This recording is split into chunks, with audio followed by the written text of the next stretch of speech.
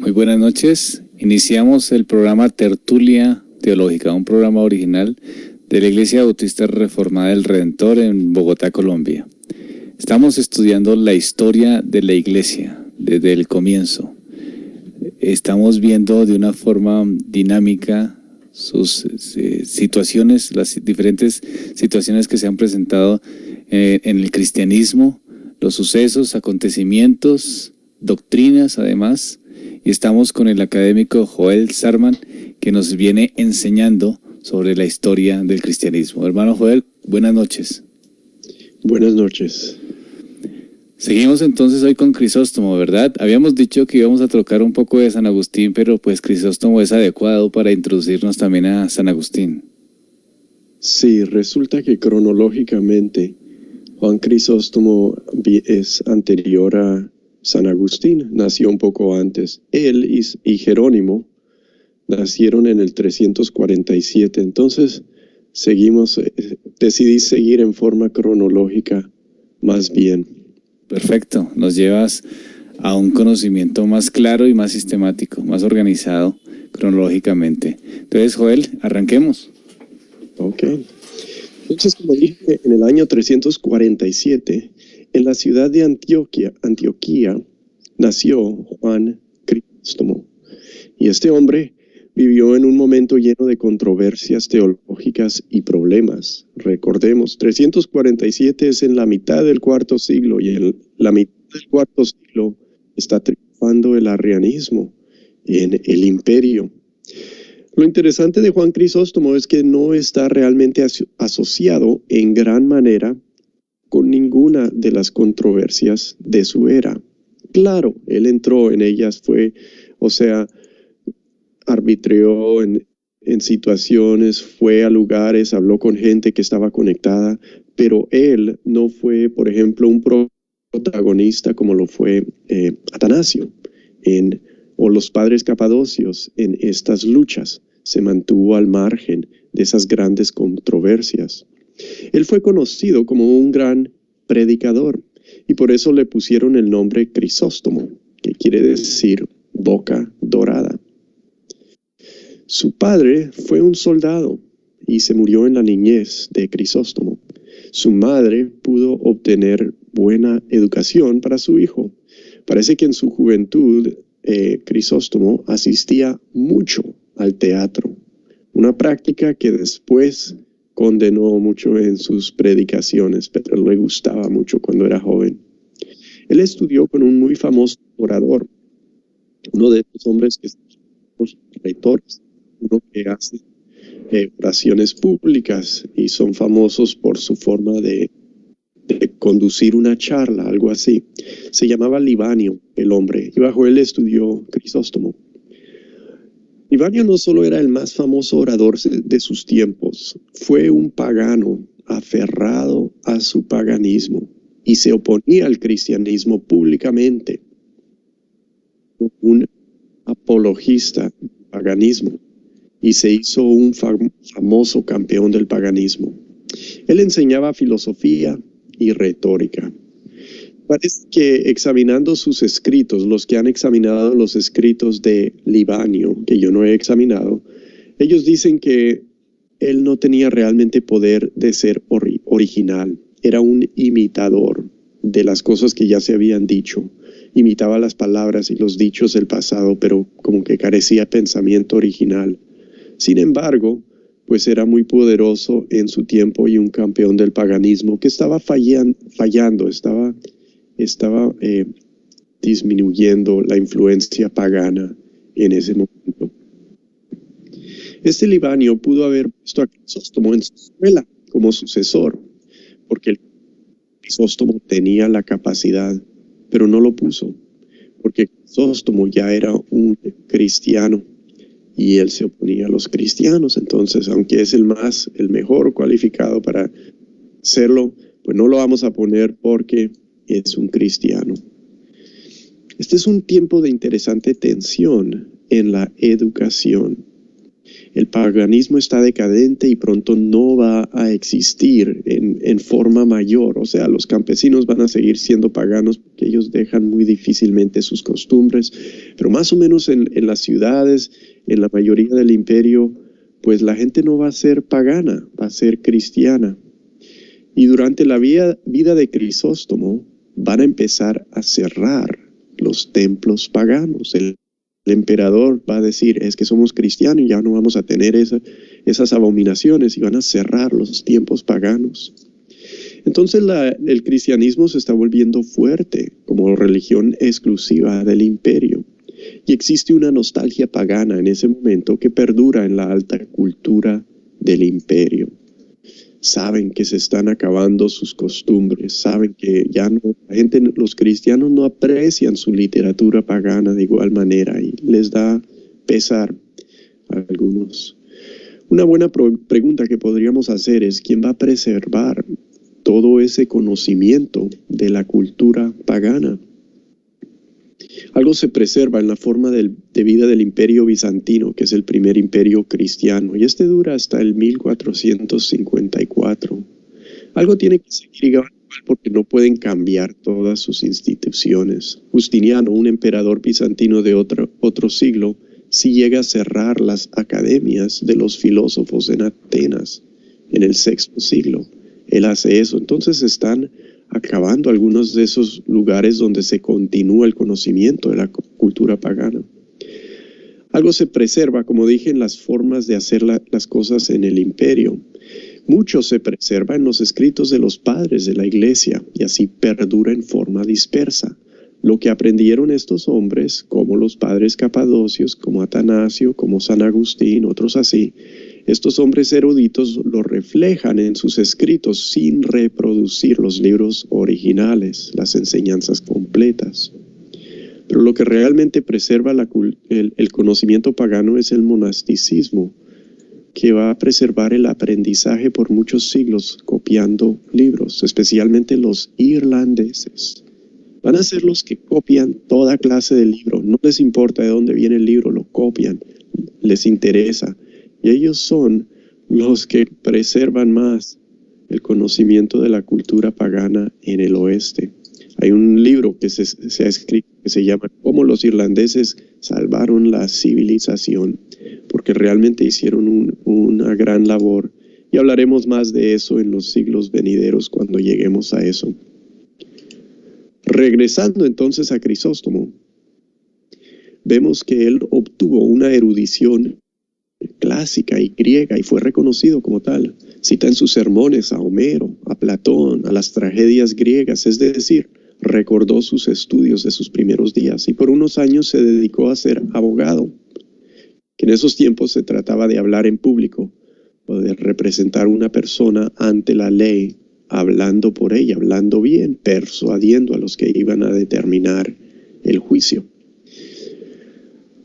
Pero después se quiso dedicar al cristianismo, se convirtió. El pastor que estaba en Antioquía en ese momento se llamaba Melesio y fue un ejemplo que realmente cautivó al joven Juan Crisóstomo y dedicó su vida a la autonegación, el ascetismo y el estudio de la Biblia. Él siempre fue un duro para eso, para la autonegación, para la práctica ascética y para estudiar la Biblia también. Y entonces se bautizó y lo pusieron como lector, que era un oficio en la iglesia en esos momentos, los que leían la Biblia. Él tenía ese trabajo. Pero después de un rato se retiró a una sociedad ascética, una sociedad donde la gente podía hacer con otros lo que estaba haciendo en la ciudad, pero más retirado, o sea, oración, trabajo manual, estudio de la Biblia. Es como un monasticismo rudimentario lo que hacían. Y a él le llamó mucho la atención eso y lo quiso hacer. Luego, eso no le pareció suficiente, entonces que se apartó a una cueva, a vivir como un ancoreta, o sea, solito. Y ahí se dañó su salud, ayunando demasiado, y todo el resto de su vida tuvo problemas muy fuertes y muy graves con su digestión, y tuvo que regresar a la ciudad de Antioquía. Entonces vemos en él pues un fuerte rigor. Yo no me imagino Yo no me imagino hacerme un daño a la salud por demasiado ayunar. Es pesado tratar de ayunar, o sea, una sola vez, una sola comida. Pero este hombre ayunó tanto que se echó a perder su sistema digestivo y siempre tuvo problemas después. Un hombre muy serio y muy dedicado en cuanto a eso, me parece a mí. Aunque también un poco loco. Sí, ¿hay una pregunta? ¿Cuánto tiempo ayunaría? ¿O serían días? ¿Cómo sería la situación del ayuno? Es decir, ¿era un día, 2 días, 3 días? ¿O no es claro como la cantidad de tiempo? Yo no sé exactamente, esa es una muy buena pregunta, pero estos hombres están leyendo la Biblia, están leyendo que se dedican a ayunos y oración, y luego ven que Cristo ayuna 40 días. Lo más probable es que ellos están intentando cosas así, vamos a ayunar mucho tiempo. O sea, y él lo hacía seguido, y la idea era castigarse lo más posible para disciplinar los deseos de su cuerpo. Y entonces él lo llevó a un gran extremo. La gente sí entraba bastante al rigor. Pues imagínate vivir uno solo en una cueva, la disciplina que eso requiere. Y además de eso, pues no buscar comida, dedicarse siempre a orar todo el día. Eso es pesado, pero es lo que ellos hacían. ¿Y cómo sería la cuestión de la forma en que vivían en sí mismos? O sea, por ejemplo, si era una forma totalmente ascética, ¿lo hacían en todo sentido o lo hacían solamente en cuanto al ayuno? Es decir, por ejemplo, en su aseo personal, en la forma en que dormían. Como se dice de Martín Lutero, que el sitio donde dormía pues era un sitio difícil, complicado. En este caso, ¿cómo serían ellos? ¿De una forma muy parecida? Sí, o sea, si un hombre como esto se va a una cueva, no se lleva nada. Pues tiene alguna ropa, pero no lleva cambio de ropa, no tienen lujos así, no llevan como platos y todo eso. Comen muy poco, comen pan que les regala alguien que pasa o que por alguna forma obtienen trabajando manualmente, o sea, un terreno, pero no tienen cama, suelen dormir en el suelo. Y es bastante riguroso, o sea, no se niegan solo en una cosa, pero en todo lo posible. Es como lo hacían, claro, gente lo hacía en forma distinta. No había una disciplina, no había, por ejemplo, una regla como ahora los monjes tienen sus reglas, tienen quien los cuida, quien mira que no estén haciendo algo excesivo y cosas así. No era supervisado, uno se iba solo a una cueva y hacía lo que le parecía bien. Muchas gracias, hermano. Seguimos entonces. En el año 381, entonces ya ha regresado a Antioquía porque pues no puede vivir solo por su salud y tiene que tener como comida especial, entonces tiene que estar en una ciudad donde puede conseguir lo que pueda digerir. En el 381, a los 34 años, Melesio, el pastor, hace de Juan Crisóstomo un diácono. Entonces, ¿un diácono qué hacía? Pues asistía en los servicios, asistía a los obispos, al pastor, los sacerdotes, ya les llaman sacerdotes en este momento. Él visitaba a los enfermos y a los pobres también, eso era una parte importante de un diácono, visitar a los que no tenían y suplirles de la misericordia, las ofrendas para ayudarles. Y quizás enseñaba también a los nuevos, los que se iban a bautizar, los que le llamaban los catecúmenos. Les daba su instrucción básica en el cristianismo, eso hacía un diácono. En estos días escribió un manual sobre el sacerdocio, sobre ser un pastor, es lo que quiere decir el sacerdocio para Juan Crisóstomo. Es un diálogo entre Juan y su amigo Basilio, que tiene muchos relatos autobiográficos acerca de Juan Crisóstomo. Es un elogio y encomienda del sacerdocio como oficio noble. Lo que sucedió es que Juan decidió con Basilio entrar al pastorado, ser sacerdotes juntos, pero al fin Crisóstomo se escondió, dijo, no puedo hacerlo, y abandonó a su amigo. Entonces Basilio, que dijo, vamos a hacerlo juntos, listo. Basilio fue el que lo consagraron, lo hicieron pastor en otro lugar, y Crisóstomo dijo, no, es que no puedo. Y escribió un tratado para explicar por qué al fin le daba tanto temor ser pastor. Y este tratado es sobre su visión de lo que es ser pastor, y que no es una cosa que se toma ligeramente, y que después a él le dio demasiada cosa porque vio que era algo tremendo. Y es un libro interesante porque nos habla de lo que se busca, según Crisóstomo, en un pastor. Un ejemplo, él dice esto: no es malo el desear la obra, sino el apetecer la dominación. O sea, desear la obra de un pastor. Él dice, no es malo desear ser pastor, pero sí es malo apetecer la autoridad, querer la autoridad de por sí, querer dominar. Entonces aquí vemos que distingue entre el deseo de la obra pastoral y el deseo de dominar, que es un apetito por la autoridad de por sí. Está bien hecho, me parece. Hay quienes ven en la iglesia la oportunidad de mandar y la buscan en cualquier lado. Entonces, si se les abre la oportunidad en la iglesia, por ahí se van. Y entonces, los que tenemos esa tentación a dominar, debemos, dice él, evitarlo y asegurarnos que pues el deseo no es ese. ¿Cuál es la pregunta? Marta nos pregunta, ¿esos estudios eran parecidos a la catequesis que se ve en la Iglesia Católica o es diferente? Yo no sé cómo es la catequesis en la Iglesia Católica. Catequesis, si no estoy mal, quiere decir cuando uno enseña a través de preguntas y respuestas, como en el catecismo, como el catecismo menor de Westminster, el catecismo mayor de Westminster, que son documentos protestantes. No sé cómo lo hacen en la Iglesia Católica, pero si enseñan a través de preguntas y respuestas, supongo que es parecido a lo que estaba haciendo Crisóstomo. Yo creo que sí, es parecido. Sí. Aquí la diferencia básicamente es que en el catolicismo pues está basado en los principios de la Iglesia Católica, ¿no? Eso es como lo que es la diferencia. Otra pregunta, Javier desde Facebook nos dice, buenas noches, ¿las personas en este tiempo ya se identificaban con una iglesia universal o movimiento? ¿Ya se identificaban con una iglesia universal o movimiento? Javier es una persona nueva que está escuchándonos y entonces está tratando de contextualizarse un poquito. Claro, ok, gracias. En este momento, nadie realmente supone que la iglesia se puede dividir. Entonces, todos creen que la iglesia es universal. ¿Quiénes son los que dividen la iglesia? Son los herejes para ellos. Y es lo que quiere decir herejía, secta, o sea, el que se aparta, el que quita un pedacito.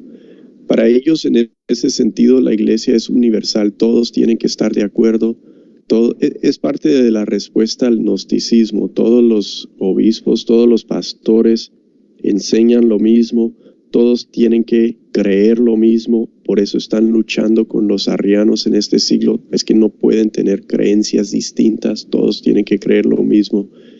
Y es muy importante para ellos, o sea, no se imagina una iglesia que es dividida, una situación como la que nosotros vivimos hoy, que hay diferentes sabores de cristianismo. Para ellos eso no sería un concepto. ¿Tú crees que eso es una buena respuesta? Sí, está bien, sí, así es, ¿no? Es la diferencia, ¿no? Hoy tenemos más, digámoslo así, como ya está todo organizado por todo lo que se ha venido en la historia, entonces la organización permite que hayan diferentes movimientos, pensamientos. Precisamente eso es lo que ha hecho la historia, ¿no? Y en sí mismo esos movimientos pues se organizaron. En este tiempo pues no tenían como la misma idea de lo que iba a pasar en el futuro, ¿no? Hasta ahora están tratando de organizarse, ¿no? Claro, sí. Y hasta el siglo XI y más, o sea, en el siglo XI y después, porque la Reforma es realmente cuando se parte en forma que ahora conocemos la iglesia, y eso es en el siglo XVI, pero en el siglo XI, por ejemplo, nadie se pudo haber imaginado esta situación que nosotros vivimos hoy. Para ellos no era posible, sería tremendo, mucho menos en el cuarto siglo. Entonces ellos realmente pues, tenían el concepto que la iglesia era universal. O sea, todos los cristianos tenían que creer lo mismo. Ok. ¿Hay otra pregunta? No, hermano, sigamos adelante entonces. Ok. Entonces, estamos leyendo un poco de lo que dice Crisóstomo sobre ser un pastor. Y había dicho, no digo que es malo el desear la obra, sino que el apetecer la autoridad y la dominación. Eso, él dice, es malo. Sigue diciendo, es aquel deseo que juzgo yo se debe desterrar del ánimo, creo que ahí quiere decir alma, se debe desterrar del alma como el mayor cuidado, procurando no dar lugar desde el principio a que quede ocupado de este deseo para poder obrar con libertad en todas las cosas. Y el que apetece autoridad debe desterrar eso de sí, si no, no puede ser un buen pastor. Aquel que no se deja arrastrar de alguna ambición de manifestarse brillante con esta potestad, tampoco teme el dejarla. Y no temiendo puede obrar en todo con aquella libertad que conviene a los cristianos. Pero los que están recelosos y temen el ser removidos sufren una esclavitud amarga y llena de muchos males, dice él. Entonces estos son sus pensamientos acerca de ser pastor antes de ser pastor. Y me parece que está muy bien dicho. Se puede buscar en internet, está en español. Sus tratados, sus libros sobre el sacerdocio. Sabiendo cómo acaba Crisóstomo, yo sé cómo acaba Crisóstomo, todavía no les he dicho cómo acaba, pero quizás algunos saben. Sabiendo cómo acaba su vida Crisóstomo, perseguido por una emperatriz que no quiere admitir su autoridad espiritual de su pastor, es una sección interesante esta aquí acerca del apetito por la autoridad y los problemas en los que se metió Crisóstomo cuando llegó al lugar donde todos querían tener autoridad política. Otro ejemplo pequeño de lo que él dice en este tratado, dice así, es necesario que el sacerdote sea vigilante, perspicaz y que por todas partes tenga innumerables ojos, como aquel que no vive para sí solo, sino también para tan gran muchedumbre. Eso, dice él, es algo que debe hacer el pastor, no vivir para sí solo, sino también para la gran muchedumbre, para los que pastorea. Ahora bien, sigue diciendo Crisóstomo, tú mismo confesarás que yo soy perezoso, omiso, y que apenas basto para procurar misa, aunque por el amor que me tienes procuras más que todos ocultar mis defectos. Es un diálogo, recordemos, está hablando a su amigo Basilio, y le dice, tú sabes que yo soy un perezoso y un holgazán y no puedo hacer eso, aunque tú ocultas mis defectos. No me tienes que alegar aquí el ayuno, las vigilias, el dormir sobre la tierra desnuda, ni otras austeridades y maceraciones del cuerpo, porque sabes muy bien cuán lejos estoy yo de todas estas virtudes. Ahí ya está siendo demasiado modesto, porque sabemos que el ayuno, las vigilias, dormir sobre la tierra desnuda y otras austeridades son como él se dañó su salud, o sea, lo llevó a un extremo. Él cree que no hizo suficiente, así piensa él. Entonces eso nos llama algo la atención del pensamiento de este hombre, y pues eso a nosotros nos parece hasta loco, yo creo, pero en esos tiempos no fue considerado así, porque este hombre fue un hombre que dijeron, tenemos que hacerlo pastor. Entonces para la gente eso no le pareció demasiado, le pareció dedicado. Y sí fue un hombre muy duro, o como me enseñaron a decir una vez en Colombia, un berraco. Las austeridades. Su pastor, sí. Él pensaba que lo que estaba haciendo no era suficiente, es el punto. Es decir, tenía una vida bastante austera de ayuno, de todos los ejercicios espirituales, pero con todo y eso, digamos, él sentía que no era suficiente. Sí, pues no sé qué tan sincero esté siendo ahí, pero sabiendo el carácter de él, creo que sí hay bastante sinceridad en ello y que realmente pensaba que o sea, que le faltaba fortaleza para ser el duro que quería ser. Y con todo y eso, digamos, fue lo que realmente, pues fue lo que afectó su salud, ¿no? O sea, lo que él tanto deseaba que llegase a cumplirse, o esos ejercicios espirituales y esa rigurosidad, finalmente fueron los que lo fueron afectando. Sí. Ahí podemos ver entonces que hay una interpretación equivocada de lo que es hacer lo correcto. ¿Podemos pensarlo así? Claro, o sea, no estamos de acuerdo con eso.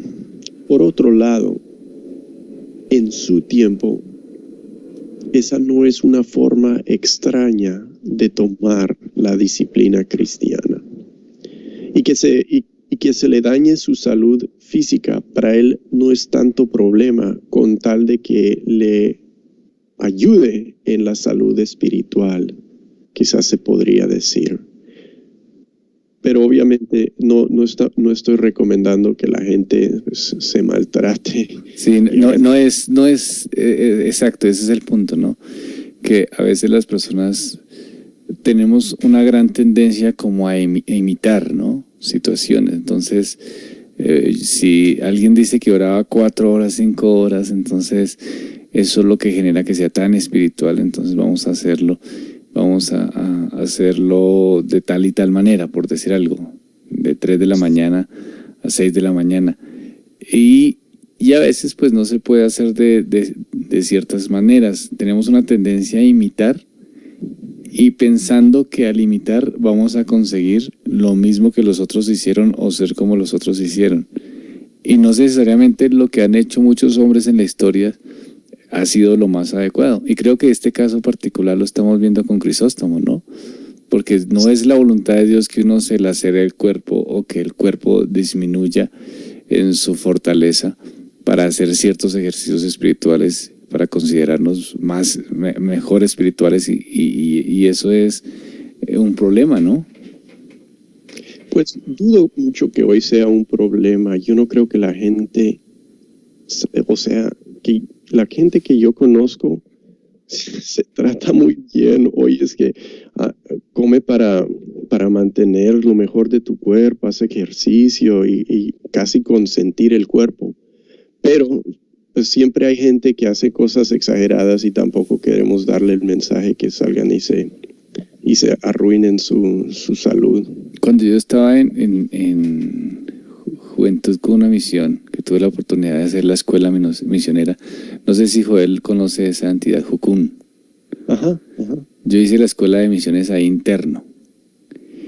Y recuerdo que había un señor que era un pastor que iba pues a darnos clases y todo esto.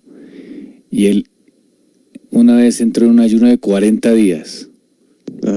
Y sus labios estaban así bastante resecos, delgado. Era un señor más o menos en ese tiempo, tendría unos 45 años, 50 años tal vez. Y él salía y entraba a su habitación, salía y tomaba solo agua y entraba de nuevo a su habitación a orar. Y se adelgazó terriblemente. Claro. Y en ese mismo comportamiento nos pusieron a nosotros a hacer un ayuno. Y yo ayuné 5 días. Uy. Sin comer absolutamente nada, solo agua.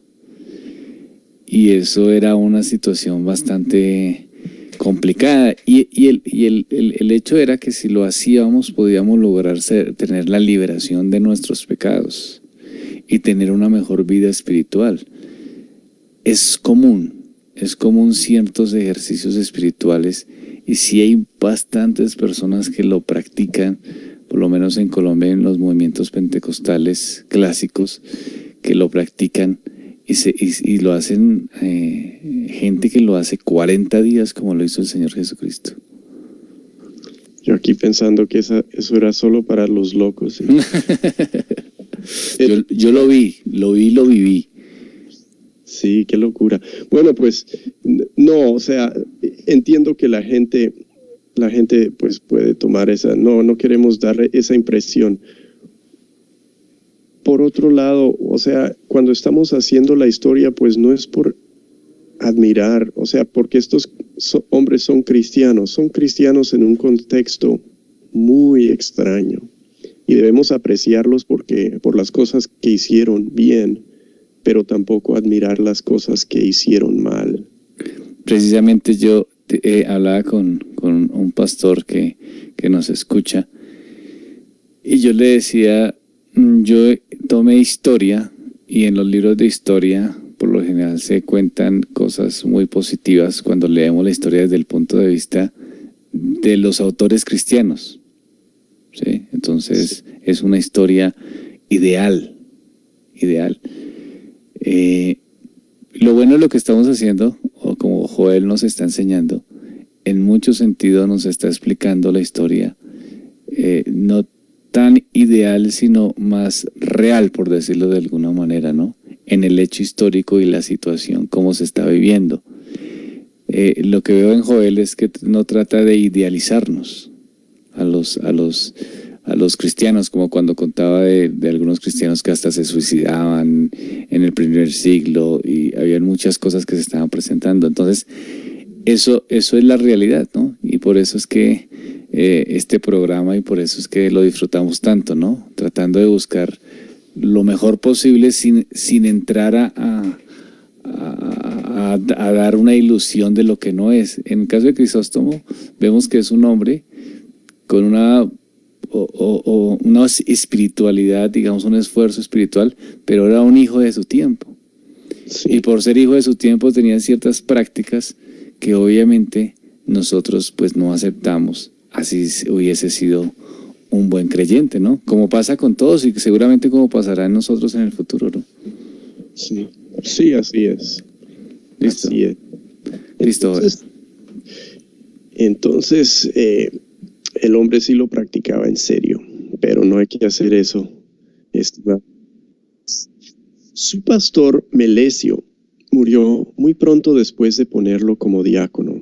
Y tanto Melesio como Flaviano, que fue el pastor que vino después de Melesio y antes de Crisóstomo, fueron perseguidos por arrianos. Entonces eran hombres ortodoxos en cuanto a su teología. En el 386 pusieron a Crisóstomo como obispo, como pastor de la antigua e importante iglesia de Antioquía, donde primero fueron llamados cristianos, los creyentes, según nos dice el libro de Hechos. Esa es la misma ciudad donde estuvo en un momento Pedro, donde el apóstol Pablo regañó al apóstol Pedro. Fue en esa iglesia y de donde salieron tanto Pablo y Bernabé como Pablo y Silas después, y donde fue pastor también uno de los primeros mártires, los que leemos su narrativa, que fue Ignacio, con el cual empezamos ya casi hace un año, ¿verdad? Cuando hablamos de Ignacio. Se cree que la población de esta ciudad de Antioquía llegó a 100,000 habitantes en estos días. Eso es una ciudad enorme para el antiguo mundo. Era una ciudad mayor, un lugar importante. Y la iglesia ahí tenía más de 300 años. En 387, un año después de que pusieron a Crisóstomo como pastor, por una sedición en esa ciudad, el emperador Teodosio redujo la ciudad en cuanto a su prestigio. Había sido uno de los obispados importantes, igual a Roma, Alejandría, Jerusalén y Constantinopla. Recordemos que algunos lugares el pastor era como más importante que los otros pastores. Esto era un lugar así. Y el emperador dijo, ya no más. Teodosio rebajó la ciudad y la puso bajo control de Constantinopla en la jerarquía eclesiástica de esos tiempos, porque eso es lo que sucedió en el imperio. El emperador era el que mandaba y podía hacer cosas así.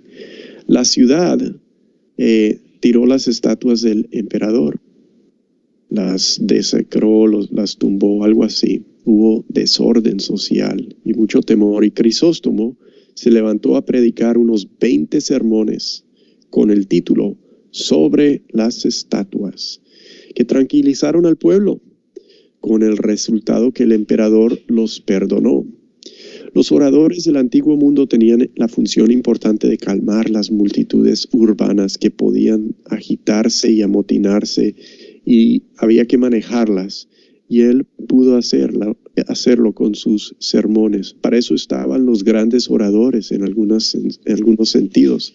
En una crisis social, Crisóstomo logró estabilizar esa situación, sin duda, atrayendo atención de la capital, que estaba mirando ese lugar desordenado, y que con Crisóstomo, con su poder de predicar, pues tranquilizó la situación y le evitó muchos problemas al emperador.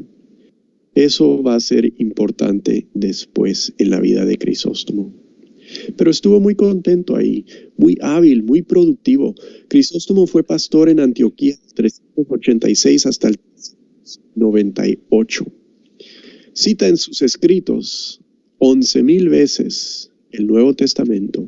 11,000 veces tiene citado en sus sermones, y todo lo escribió el Nuevo Testamento. Esto es lo interesante. Jamás citó el libro de 2 Pedro, jamás citó 2 y 3 Juan, jamás citó el libro de Judas, y jamás citó el Apocalipsis. Y la pregunta es, ¿qué? Tantas veces que cita el Nuevo Testamento, ¿será que no tuvo ocasión de citarlos? Quizás, pero parece que no los usaban, o sea, o no los tenían o no los reconocían en esa ciudad. Y recordemos que son tiempos extraños para nosotros. No tienen la Biblia todavía algunos toda completa en un libro. Tienen libros del Nuevo Testamento, tienen el Antiguo Testamento en griego, pero lo más probable es que él no cita esos 5 libros del Nuevo Testamento, porque no los reconocían o no los tenían, no tenían copias ahí en Antioquía, que es extraño, ¿verdad? Sabiendo que tan vieja que es esa iglesia. No sé cómo explicarlo, pero es una cosa que me llama la atención. Y solo nos ilustra, pues ellos vivían en un momento muy distinto al nuestro. No todos llevaban su Biblia en la iglesia, porque nadie tenía su copia personal. Esas eran copias como de la iglesia. Algunos tenían bibliotecas privadas, pero no era común. También algo que era interesante, que ahora se hace en algunas iglesias, era aplaudir la elocuencia cuando decían algo muy bien. Crisóstomo se cuenta que no le gustaba esa práctica, que le aplaudieran sus sermones. Y una vez, después de que le aplaudieron algo, castigó a su congregación por mucho tiempo, y con mucha elocuencia los castigó por haber aplaudido. Y lo hizo con tanta elocuencia que espontáneamente lo aplaudieron por castigarlos así. Es decir, él lo aplaudieron y se puso bravo y lo regañó, y lo aplaudieron porque los castigó, porque los regañó. Exacto, porque lo hizo con tanta elocuencia. Y la gente atendía porque, o sea, no tienen televisores, no pueden leer, no pueden ir al cine. A veces la gente se congrega en situaciones así porque es lo que más los puede entretener. Y entonces, si el hombre habla bien, van a oír cómo dice las cosas bien y se entretienen así. Entonces, es una situación donde ellos, digámoslo así, era diferente, ¿no? En un sentido era diferente, en el sentido de que casi ir al culto era un evento extraordinario. ¿Sí? Sí. Entonces, claro. Sí, sigue, hermano. No, adelante. Entonces, al ser un evento extraordinario, pues obviamente las personas estaban animadas, buscaban, disfrutaban de esa situación, y aún yo supongo que los no creyentes podían disfrutar tanto la elocuencia de ciertos pastores hasta el punto que los llevaba pues a los aplausos, ¿no? Sí, y la gente, o sea, esto se ve repetidamente en la historia cuando hay un buen orador, algo más que entretiene también, o sea, es muy interesante, como lo fue George Whitefield. George Whitefield fue un gran predicador en el siglo XVIII. Vino aquí a los Estados Unidos y predicó en Inglaterra. Vino aquí Benjamin Franklin, que nunca fue un creyente, lo fue a oír y le pareció tan bueno que regresó a oírlo varias veces y se hizo, creo que, amigo de él. Aunque nunca creyó, nunca le pareció el mensaje del Evangelio algo que él podía creer, pero le gustaba cómo predicaba el hombre y lo fue a escuchar varias veces. Muy bien, hermano, entonces seguimos adelante. Bueno, vamos a hacer una pausa y ya continuamos en unos momentos, pero antes Arlington nos da un mensaje, un aporte, dice: aunque creo que cada persona es distinta, hay personas que tienen ciertas vocaciones espirituales diferentes a las de la mayoría de cristianos, y no creo que sea correcto decirles no oren 5 horas, porque ustedes no serán más espirituales por eso. Si una persona lo hace, gloria a Dios, y si otro lo hace solo 15 minutos, gloria a Dios. Bueno, sí, no. A veces hay que decirle a personas que oren más de 15 minutos, ¿no? Porque necesitan una fortaleza espiritual. Y hay personas que también hay que decirles no oren 5 horas porque si tienen que salir a madrugar a trabajar, ¿no? Sí. Toca animarlos también, pero sí entendemos el punto. Gracias, hermano Arlington. Entonces, en unos minutos vamos a entonar un himno y ya regresamos entonces con Tertulia Teológica. Estamos con Crisóstomo.